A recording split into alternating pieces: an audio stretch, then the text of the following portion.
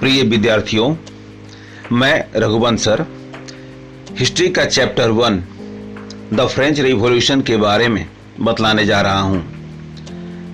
अतीत में जितनी भी क्रांतियां हुई उनमें फ्रांस की क्रांति पूरे विश्व को सबसे अधिक प्रभावित किया, क्योंकि आज हम जिस स्वतंत्रता, समानता और बंधुता या लिबर्टी, इक्वलिटी एंड फ्रैटर्निटी के सिद्धांतों का खुलकर प्रयोग कर रहे हैं, वह किसी और क्रांति की नहीं बल्कि फ्रांसीसी क्रांति की ही देन है। फ्रांस की राज्य क्रांति कोई ऐसे ही नहीं हुई थी, बल्कि इसके पीछे यदि हम झांक कर देखें तो पता चलता है कि फ्रांस की क्रांति जो 1789 ईस्वी में हुई थी, कई बुरी पुरातन व्यवस्थाओं एवं परिस्थितियों जैसे राजनीतिक निरंकुशता, आर्थिक संकट, सामाजिक असमानता और धार्मिक भ्रष्टाचार का परिणाम था। दूसरे शब्दों में हम कह सकते हैं कि फ्रांस की क्रांति से पूर्व फ्रांस की राजनीतिक, सामाजिक और आर्थिक व्यवस्था बहुत ही खराब थी। फ्रांस का शासक निरंकुश एवं भ्रष्ट था। देश की जनता असमानता का शिकार थी। इस प्रकार बहुत से कारणों एवं परिस्थितियों पर हम आगे चर्चा करेंगे। फिर भी आगे जाने से पहले इस क्रांति की प्रमुख घटनाओं पर प्रकाश डालते हैं, जो परीक्षा की दृष्टि से आपके लिए काफी आवश्यक और उपयोगी होगा। तो चलिए देखते हैं important events and dates. Number 1, Louis 16 became the king of France in 1774 AD। 16वां लुई 1774 ईस्वी में फ्रांस का राजा बना। Number 2, American war of independence between 1776 and 1783 AD। अमेरिकी स्वतंत्रता संग्राम 1776 और 1783 ईस्वी के बीच हुई।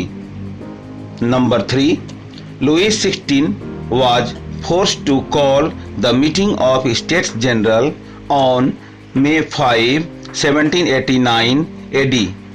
16वां लुई 5 मई 1789 ईस्वी को स्टेट जनरल की बैठक बुलाने के लिए बाध्य हुआ। Number 4, tennis court oath was taken on June 20, 1789 AD। 20 जून 1789 को वर्साय के टेनिस कोर्ट में शपथ लिया गया।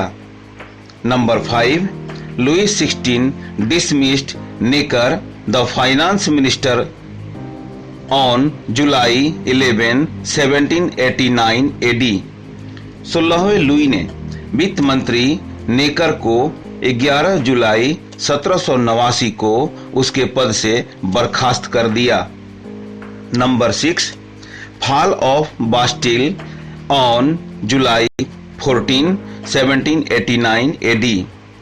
14 जुलाई 1789 को बास्टिल के किले का पतन हुआ। Number 7, the declaration of the rights of man and citizen in August 1789 AD। France में नागरिकों के अधिकारों की घोषणा अगस्त 1789 ईस्वी में हुई। Number 8, a constitution limiting the powers of the king was formed in 1791 AD। 1791 ईस्वी में राजा की शक्तियों को सीमित करने के लिए संविधान का निर्माण किया गया। Number 9, the National convention started it's work on September 20, 1792 AD। National convention ने अपना काम 20 सितंबर 1792 ईस्वी से करना शुरू किया। Number 10, France was declared A Republic on September 22, 1792 AD। 22 सितंबर 1792 को फ्रांस को गणतांत्रिक देश घोषित किया गया। Number 11, Louis XVI was put to death on January 21, 1793 AD। 16वें लुई को 21 जनवरी 1793 को फांसी दी गई। Number 12, reign of terror between 1793 and 94 AD.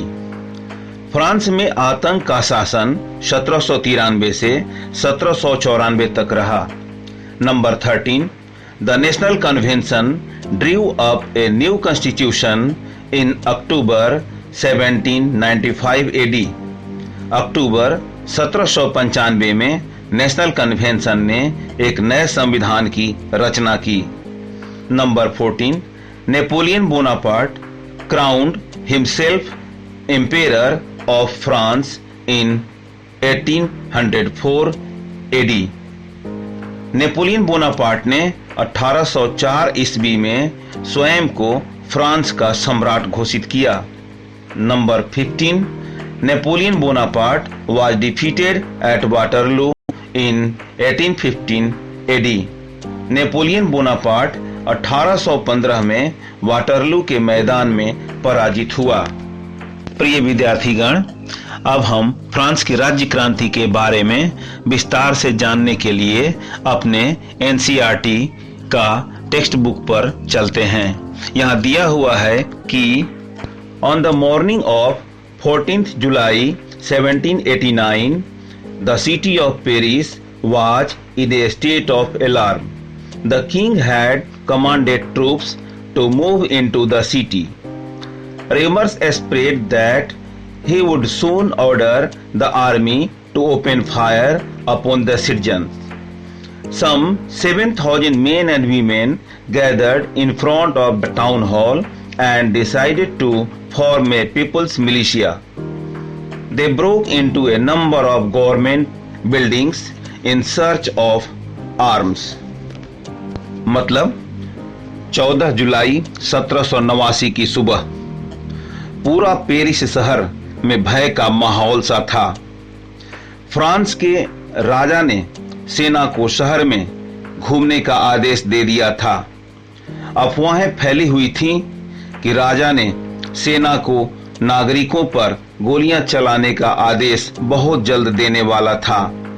लगभग 7,000 पुरुष और स्त्रियां टाउन हॉल के सामने एकत्र हुए और उन्होंने एक जनसेना या नागरिकों की सेना का गठन करने का निर्णय किया।